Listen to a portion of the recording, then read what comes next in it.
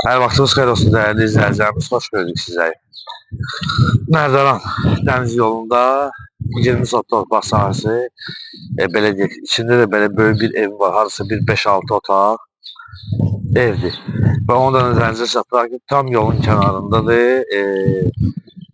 sənəd kupçaya yararlıdır. İnşallah göstərək sizlərə, bax fikir verin. Böyük bir ərazidir, 20 sotdur. Sotma qardaş 15'e değil, yani tam şekilde de satılır. İnşallah ziyalı olarsa yəqin ki endirim olacaq və göstərir sizə. Gəl bu sırrını göstər, tamsa o evin qabaq hissəsində göstərək. Ev də belə deyək də böyük bir evdir, yəni kiçik ev deyil. Gəl qardaşım qabağa zəhmət olmasa.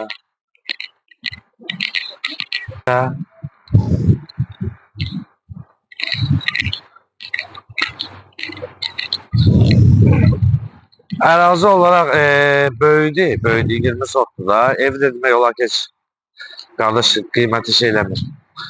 Və evi də göstərərsən en azından.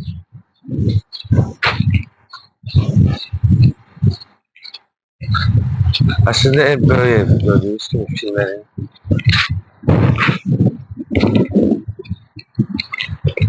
Və gəl qardaşım bu tərəfdə gəl zəhmət olmasa. Bunu da onun nəzərinizə çatdıraq ki, tam yolun ağzıdır və dənizə düşən yoldadır.